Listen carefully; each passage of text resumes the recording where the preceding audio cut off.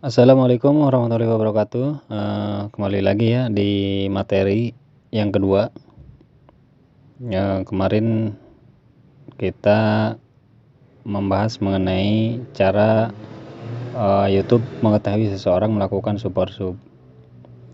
Yang pertama rata-rata subscriber konten, dan yang kedua jenis konten, terus ketiga kelengkapan informasi channel.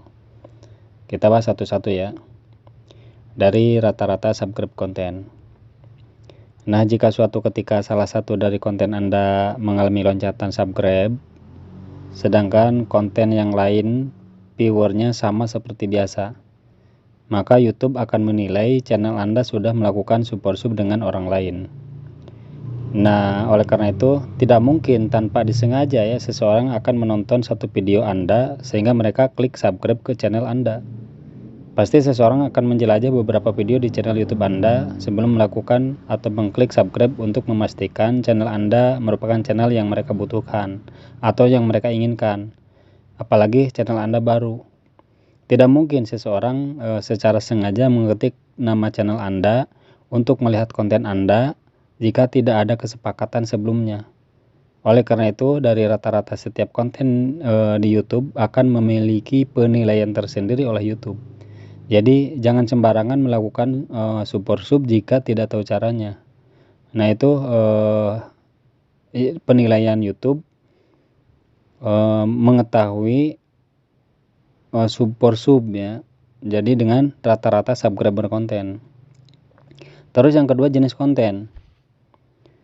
Ketika Anda melakukan subscribe ke channel lain, YouTube pasti memperhatikan keterkaitan konten Anda dengan konten yang Anda subscribe dari histori tontonan dan histori penelusuran Anda di YouTube. Jika sama sekali channel YouTube Anda tidak ada keterkaitan dengan channel yang Anda subscribe, atau sama sekali tidak ada histori penelusuran dan tontonan, dipastikan Anda akan ketahuan melakukan super sub dengan orang lain dan channel Anda dianggap spam oleh YouTube.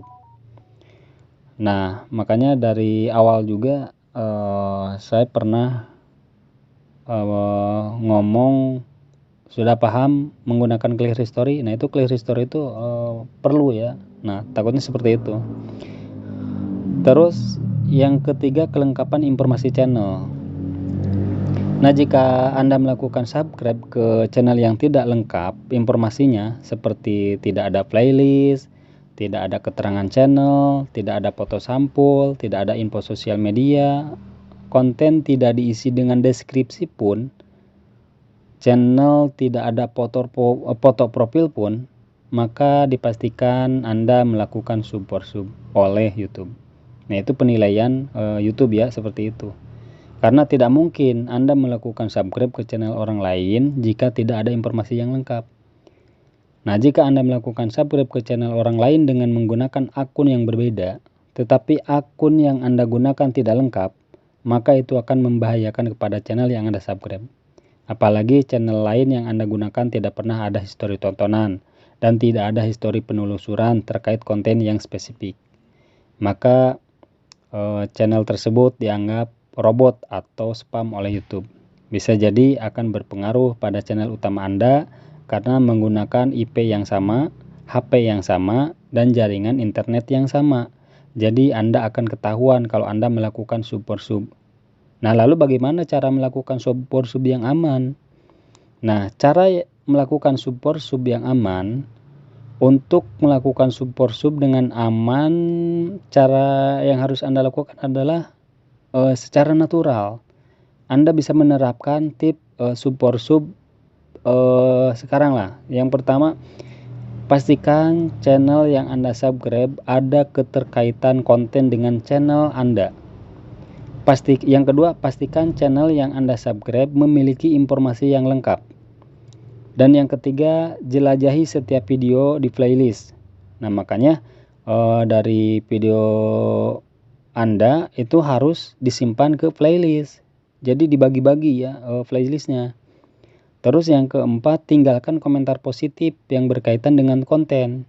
Nah, maksudnya tinggalkan komentar setelah nonton. Jadi tonton dulu baru komentar. Nah, dan yang terakhir, yang kelima ya, jangan lebih dari 20 subscribe setiap 6 jam per harinya. Jadi kalau melebihi dari 20 subscribe itu dipastikan penilaian YouTube itu ada sub for sub. Nah, dari poin tadi, yang pertama kan pastikan channel yang Anda subscribe ada keterkaitan konten dengan channel Anda. Nah, channel YouTube yang Anda ajak sub for sub harus ada keterkaitan dengan channel YouTube Anda, baik dari segi kategori, konten, dan lain-lain. Ini dalam rangka untuk memprioritaskan rekomendasi dari YouTube. Jika Anda menonton video yang sejenis atau ada keterkaitan dengan channel YouTube Anda, pasti YouTube akan merekomendasikan balik kepada channel yang sejenis dengan konten Anda. Tidak peduli berapa subscriber Anda, viewer Anda, dan jumlah tontonan video Anda. Contohnya, jika channel Anda tentang memasak, kemudian Anda melakukan sub for sub dengan orang lain yang memiliki konten tentang kuliner, maka itu masih bisa dikatakan konten yang berkaitan.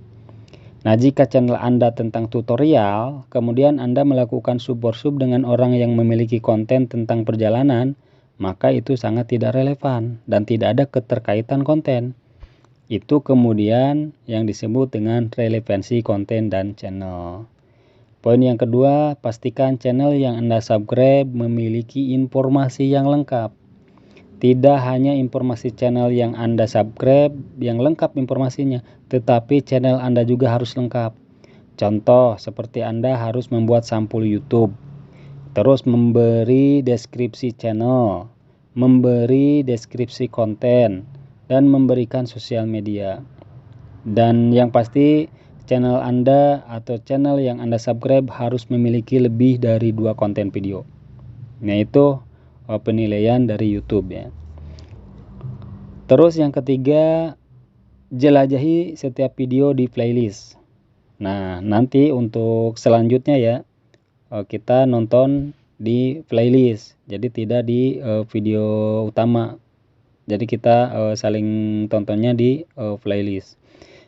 Kenapa saya dinamakan view for view, tidak sub for sub? Jadi intinya tonton untuk subscribe belakangan. Nah, sebelum Anda klik subscribe ke channel yang Anda tuju, tonton salah satu video berdurasi 5 menit. Kemudian buka salah satu playlist dan tonton video lagi sampai minimal 3 video yang Anda tonton berdurasi beberapa menit, sehingga sistem YouTube tidak mendeteksi bahwa Anda melakukan spam dan Anda melakukan subscribe dengan cara natural. Dan yang keempat, tinggalkan komentar positif yang berkaitan dengan konten. Berkaitan dengan yang nomor 3 tadi, sebelum Anda mengklik subscribe pada video terakhir yang telah Anda jelajahi tadi, silahkan tinggalkan komentar positif yang berkaitan dengan konten tersebut. Yang penting jangan berkomentar dengan menyatakan link atau meminta subscribe balik agar channel Anda tidak dianggap spam juga oleh YouTube. Terus, dan yang terakhir, yang kelima, jangan lebih dari 20 subscribe setiap 6 jam per hari. Sengebet apapun Anda ingin banyak subscriber, jangan sampai Anda melakukan sub for sub lebih dari 10 subscribe setiap 6 jam. Itu untuk menghindari persentase rata-rata jumlah subscribe yang masuk ke channel YouTube Anda. Tidak ada aturan yang pasti sih, cuma itu adalah cara aman yang telah saya lakukan di salah satu channel YouTube saya. Saya juga pernah melakukan sub for sub dengan sangat cepat, walhasil channel saya di-banned oleh YouTube. Ini merupakan pengalaman pribadi saya agar channel Anda tidak melayang di-banned oleh YouTube. Nah, jika Anda menggunakan cara melakukan sub for sub di atas tadi, cara tadi, saya jamin channel YouTube Anda akan aman sepanjang masa. Dan ketika channel Anda dimonetisasi juga tidak akan ada masalah. Jadi kesimpulannya, YouTube dirancang menggunakan sistem yang kemudian disebut dengan logaritma YouTube. Kata orang, tidak ada sistem yang tidak bisa diakali. Jadi dengan menggunakan cara melakukan sub for sub seperti tadi, saya jamin channel YouTube Anda akan aman. Jangan sampai salah langkah atau cara agar channel YouTube Anda tidak melayang. Nah, semoga di materi ini tentang Super Sub ada manfaatnya. Mudah-mudahan channel semua bisa cepat berkembang. Terima kasih sudah mendengarkan.